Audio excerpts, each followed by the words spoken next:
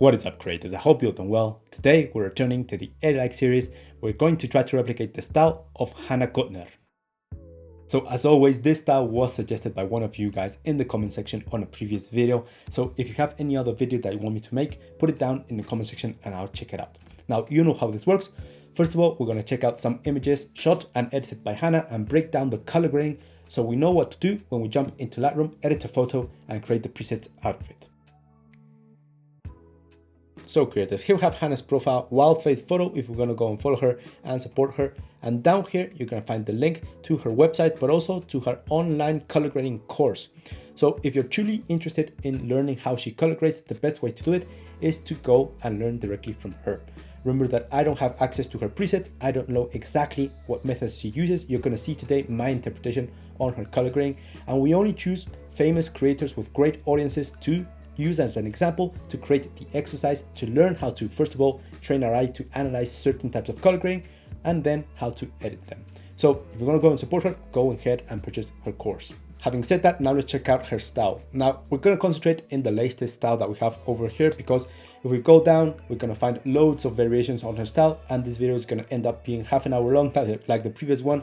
So we're just going to concentrate in the recent one, which is this one. Now she's very consistent with her edits, and let's start breaking down the style step by step so we know what to do in the color grading department.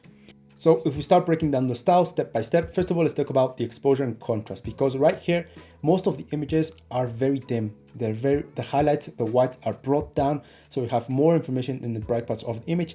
And this is something that you're not going to see in general. You're not going to see any pure whites, even though it could be a very sunny day. The highlights, the whites are going to be brought down, so you have more detail in those areas, and we can do this in the basic corrections and also in the tone curve. And the same thing occurs with the shadows, where we have loads of information. She's bringing them up, so you have more detail. For example, this image, this should be a very contrasty situation. We'll have a bright sky at the background, and then in the foreground, we have the central subjects and the forest.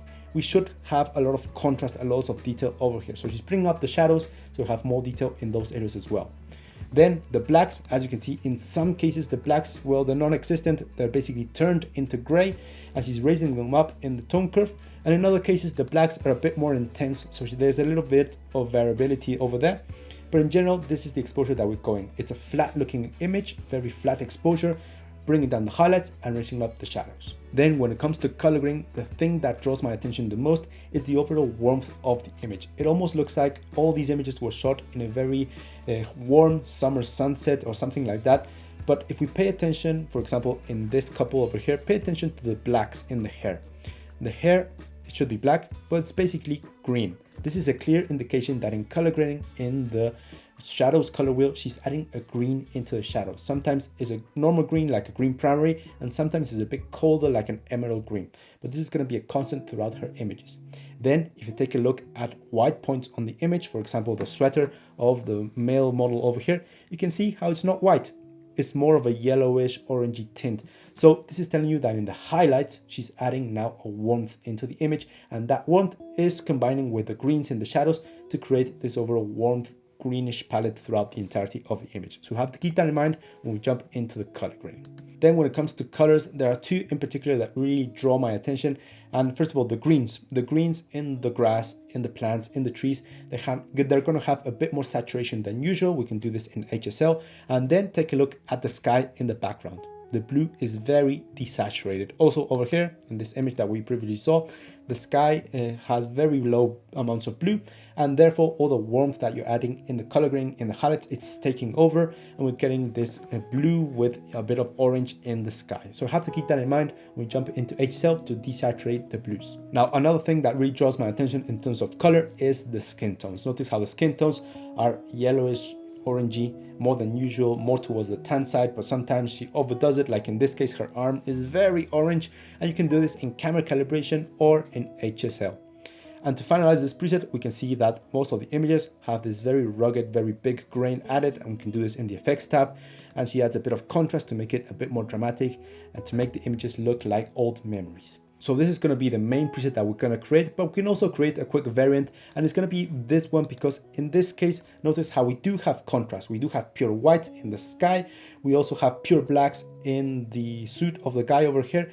This image has a very natural contrast in comparison to the flat looking contrast that we had in the previous examples. and we don't have the grain, so it's a cleaner version. Now, in some cases, you can see how the green she adds in the shadows is very, well, very primary. In other cases, like in this one, the image looks a lot cooler because here she's adding a bit of an emerald type green. So this could be the second preset that we create today. So we're going to jump into Lightroom, but you know, as always, I have to remind you that these two presets that we're going to create today are already in the Edit preset pack V4. The 4th season is underway. So in the Edit V4, you're going to find all the presets that we create in the Edit series throughout this entire season. So as I analyze more styles and create more tutorials, more presets will be added into the pack. And this is a great way that you can skip all my tutorials and support me in the process.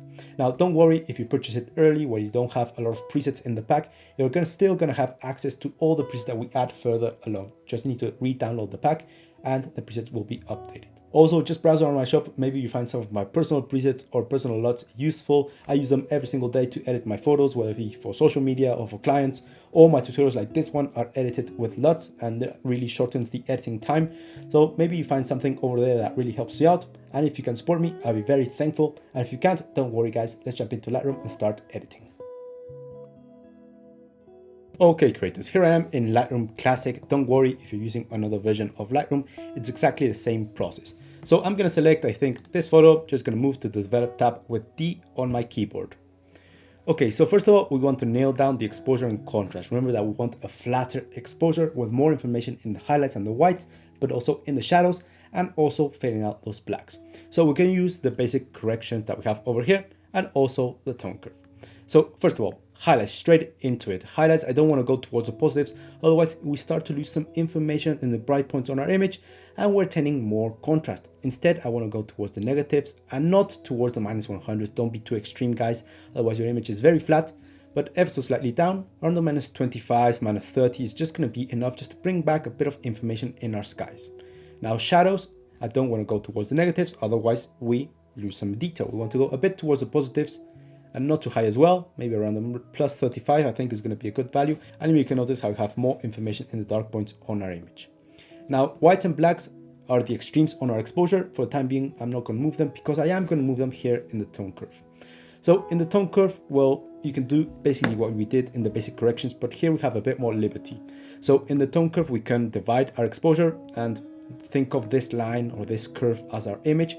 Blacks over here, shadows, highlights and white. We can divide our image into the amount of points that we want and also the exposure of each individual part as we wish. As you can see, we can alter over here between the highlights and the whites only. But in this case, it's going to be a very simple edit. And remember that if you want an in-depth tutorial about the tone curve or any of the tools that we're going to cover today, I already made tutorials about them. Just check them up on my channel. So right here, I'm just going to create, first of all, a point in the shadow range, which should be around this area. And I'm not going to move it. I'm going to pose it right in the diagonal. You can see that there's a little guide over here, a little diagonal, which represents the base area where our tone curve has been. I'm just going to place it right in the middle in the values of input of 50 and the output of 50 as well. So these are the coordinates, the x-axis and y-axis movement of this point. And it's just going to be in the diagonal. And you may be asking yourself, well, this point isn't doing anything, but it is. What it's doing is preserving the shadows where we want them to be. We already moved the shadows up here. And you're going to see by further movements that we do to the whites and to the blacks that this point would be altered by creating this point to act as an anchor. We're just making sure that our shadows are well preserved. So first of all, whites. This point will control the whites. I'm not going to go towards the left, otherwise we introduce more contrast. I'm going to lower the whites so we don't have any pure whites on our image and also lower the highlights in the process. So I'm going to go with a value around here. 226 is the output. And I'm telling you this number so you guys can double click over here and type it in with your numeric keyboard. And as you can see, it's just lowering the amount of white and highlight that we have in our image, just making the exposure a lot flatter. Next up, what I want to do, well, this is a bit optional guys, because I did mention that some images we had pure blacks, like in these images. And in other cases, our blacks were very grayed out and faded away.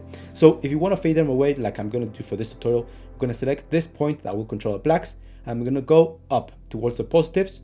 And as you can see, if I go further up, our blacks are basically grayed out. Now I don't want to go too high, but maybe around the 10 to 15 is going to be a good value around this line. And as you can see now, our blacks have lost some of its strength, but not completely. We have those blacks a bit grayed out. If you compare them to the interface of Lightroom over here, which is pure black, this is before, and after, and we're just adding those faded blacks and also reducing the intensity of the whites and the highlights, achieving that flat exposure that we talked about. Okay, so that's it for the exposure and contrast. Now let's move down into the color grading. Now for color grading, we're going to move several tools: color mixer, color grading, and camera calibration. But I'm just going to jump into the color grading first because this is going to be the tool that's going to have the largest impact on our image. So as you remember in the example images, some of the shadow areas, the blacks, had a green tint and the highlights had a warm tint. Here we can add them. So right here, Lightroom is dividing our image into shadows, midtones, and highlights.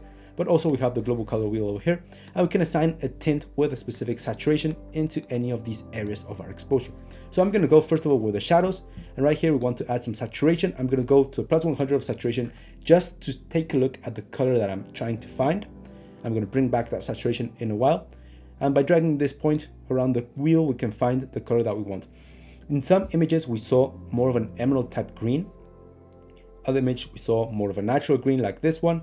But I'm going to go a bit more towards the yellows. You guys can obviously play around. Remember that the values that I'm setting over here in this tutorial are just my values. You guys can go further up, further down, and these are just guides or tentative values. I think I'm going to go with this hue, which is hue of 92. You can type it in. And the saturation as well, I'm just going to drag it down. I'm going to drag it around at 10%. Again, you guys can go a bit higher if you want more of an intense look.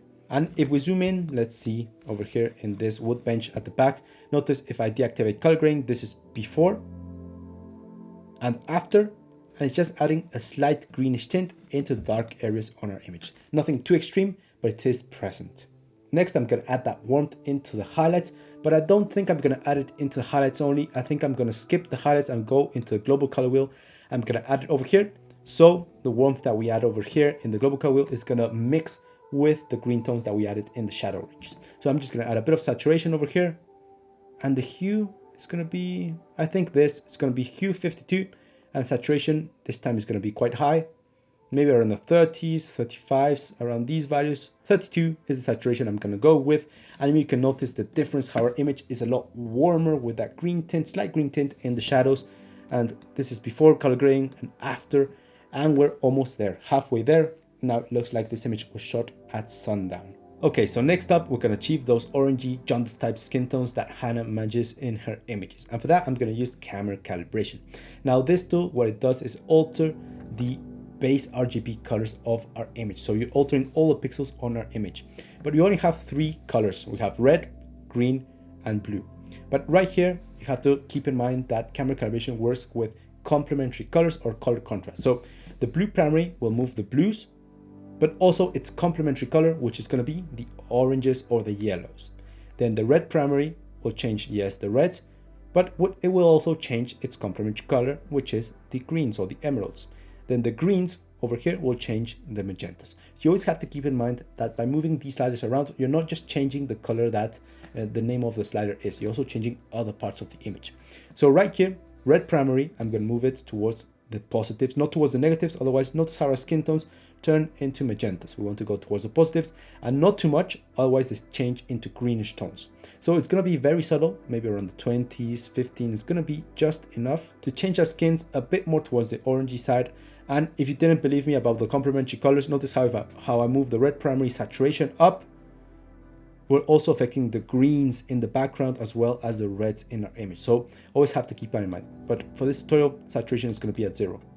And then I'm going to skip the green primary. I'm going to go into the blue primary, and blue primary being opposite to the yellows in the color wheel. You can notice how I move, yes, the trousers, the jeans over here towards the aquas.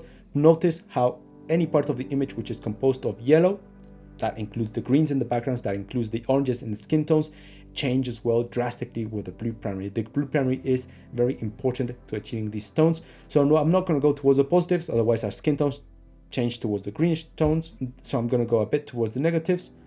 So our skin tones are more towards the oranges. Not too much, ever so slightly, just around the -10. And then the saturation would add more intensity into any color which is in the blues. So I'm going to add more intensity, and notice how the blues add more saturation, and also the oranges in the skin tones. Now don't worry about the oversaturation over here in the blues, because further on we are going to desaturate them individually.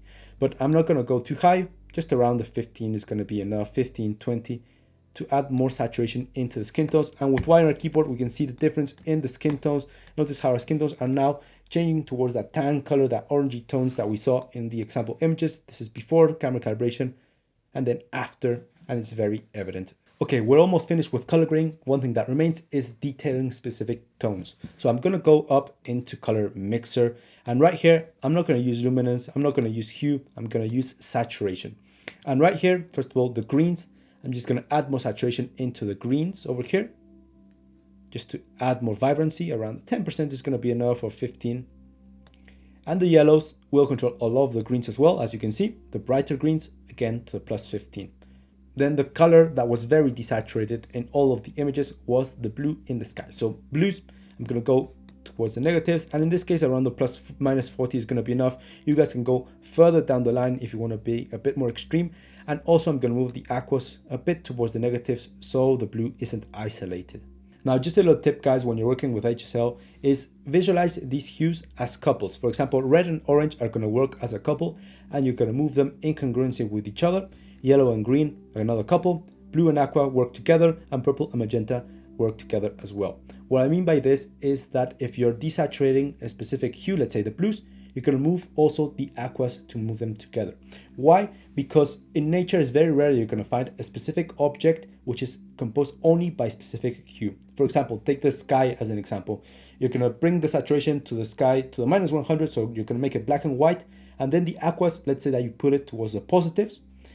What you're going to get is that most of the sky is going to be black and white, but then you can have little pixels in the horizon where the blue is shifting in towards the aquas, very saturated, and just making your edit look terrible. So always move them in a similar manner. So I go to minus 40 with the blues, and I move the aquas again towards the negatives as well, so they're congruent with each other. Same thing occurred over here, as you can see, with the green and the yellows. So move them as pairs. That's a great, or just a little pro tip over here. Okay, so the base preset is almost complete finished with color grading. Now the icing on top of the cake is going to be the grain. So we're going to move down into the effects tab. Now the grain is one of my favorite tools because it changes dramatically our perception on our image. So I'm just going to add a bit of an amount to see the size that we're working with. And it's a bit too small. Going to go towards the positives in the size. Let's see, around the 50. I think this size is quite good. Not too big, not too small. Then I'm going to add a bit of roughness. The roughness, what we'll do is add more contrast between the white and black particles of the grain. So notice if I go towards the positives, it becomes very contrasty. Towards the negatives, it becomes a lot softer. So just drag it a bit towards the positives to make it a bit more dramatic. And once we have our size and our roughness, I could bring back a bit of the amount. Maybe around the 35 is going to be enough. And here we have our final preset. This is the before, this is the after, and it's just looking fantastic. Very similar to what we saw in Hannah's images. So this preset is basically complete. Now let's save it, test it out in a couple of images, and then we can create the contrasty clean variant. So I'm going to save the preset by going into the left panel over here. In the preset tab, hit the plus sign, create preset. We're going to name it, and I don't want to mark exposure, white balance, and contrast because these are the values I like to use to compensate maybe if my image was poorly shot on field, so I don't like to use them in the preset. Other than that, we're going to mark everything that we did use. So I know that most of Hannah's images are shot at golden hour, but in this case we have this image of my mom in the yard, and I think we have all the colors that we need to check. So let's apply the preset. As you can see, it's already in the Elect V4. So Hannah Kutner, and it looks fantastic, exactly what we wanted. Notice the difference in terms of the exposure, how our image is a lot darker than the original. We have those vibrant greens, that warmth throughout the image, and the sky is a lot desaturated. This is exactly what we wanted, and those orangey skin tones. I think we did quite a good job. And remember, you can always play around with the amount slider over here. We can add it to make the effect more intense, or go towards the negative so we have a softer looking effect. Also, you can always go into the contrast slider over here and drag it towards the negatives to have more of a flatter looking exposure that we saw in some of the example images, or towards the positives to add more contrast. How about over here of my friend Odette? Let's apply the preset once again.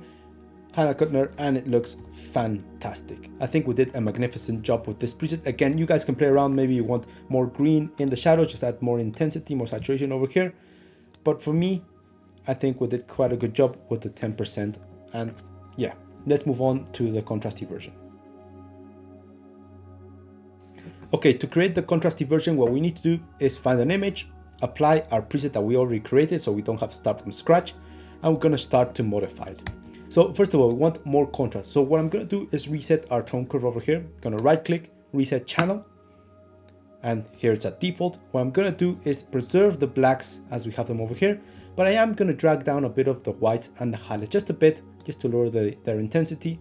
You guys can leave it at 0 in case you want a pure contrast with pure whites. I'm just gonna drag it ever so slightly down. The output is gonna be 236.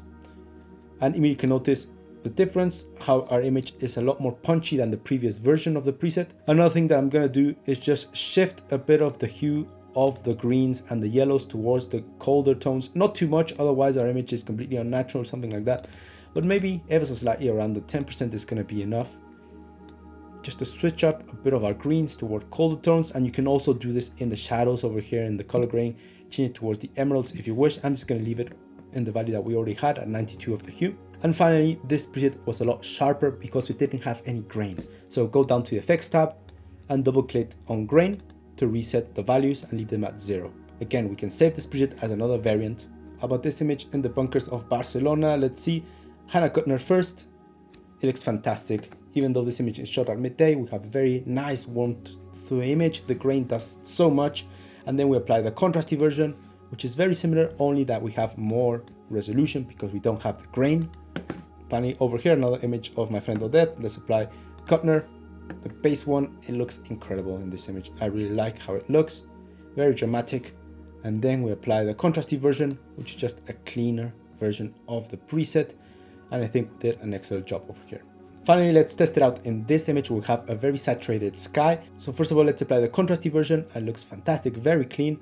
And then we apply the original version. And one thing that I have over here is that in this image, we have a very saturated sky by the original photo. So if it's too dark for you guys, you can always go into HSL and go into the luminance tab and just pull up the brightness of the blue ever so slightly, just to brighten the sky up so it's not too dark and too contrasty. Just brighten it up with a bit of the aquas as well to make a congruent edit. And there we've corrected it. So there you have it, guys. That's my interpretation on Hannah Kutner's color grading. I hope you liked the video. Remember that these two presets are already in the Edit Preset Pack V4, but also the Edit LUT Pack V4. So I've reconverted these Lightroom presets into LUTs so you can apply them into your video as well. So link up here to my shop. If you can support me by purchasing anything over there, I'll be very thankful, because we all know that YouTube AdSense pays next to nothing. So if you enjoy my work, want to see more videos, go up there, check them out. And if it's not in your possibilities, don't worry, guys. Just like the video, or something that you can do is share my videos in social media. That's free and it really helps my community grow, whether it be on Instagram stories, Facebook groups, on Reddit, wherever you want. Just share my videos, make the community grow, and I'll be very thankful. Without further ado, that's it for today, guys. I'm Tony Fuentes. Cheers to all of you, and I'll see you in the next one.